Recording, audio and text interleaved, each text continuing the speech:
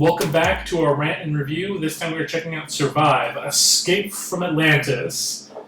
This is a game all about trying to get to safety. Unlike a lot of the other types of games we played before, where it's like a survival style game, this is not cooperative. This is specifically a game for people who are super competitive. It is 2 to 4 players, and they estimate about 45 minutes worth to start. Let's open up and let's see what's inside.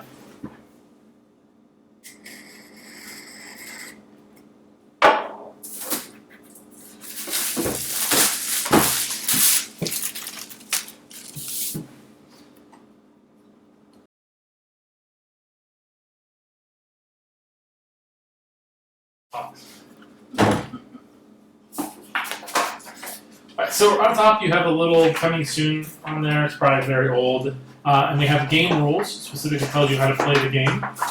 Then we have this game board, which represents the island that is sinking.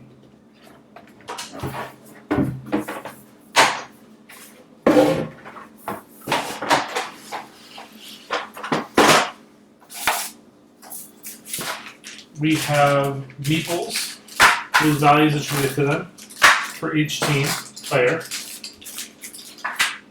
We have boats, aquatic life, a tile, and tiles for the board.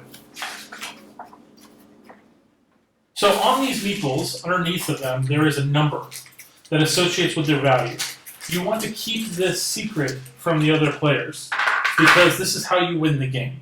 So you see things like 2s and 6s and 1s. Before the start of the game, what you're going to do is you're going to shuffle up the land tiles, and without being able to see what's underneath them and what's going on, and you're going to place them down randomly around the board in this section here, which represents where the island is, keeping a breath to not put anything in this space here.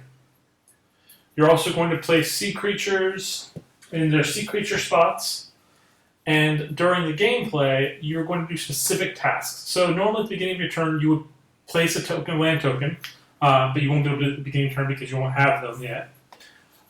Then on the next phase of your turn, you are going to move your character. So you have 3 movements. You can use that to be spread out amongst all of your meeples or your boat. And then you're going to want to move those towards, say, for instance, getting on the land. During the gameplay, after that turn, you're going to pick up a land tile off the board and place it into your hand. Now, the tiles have specific effects and events that occur, but more importantly, you have to take the beach tiles first, then forest tiles next, and then after all the beach and forest tiles are gone, you can then take the mountain tiles. So it's really important to note when you are taking those tiles, once you flip over the mountain tile that has the volcano in it, the island is sunk completely and the game is over. Once that happens, any meeples that have made it onto land and safety specifically are then counted up for their value, and that is how you win the game. Before your turn is over, though, you do roll the die, and the die will basically say what creature on the board gets to move. The sea creatures, the sharks, all the other ones, they only move 1 space when they come up on the die. So hopefully that will be very helpful. If you guys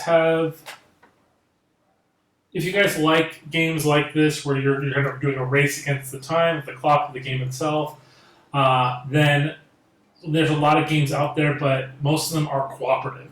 So if you like that kind of mechanic of a game, but you want it to be more of a competitive structured game, then this is a good option for players like that.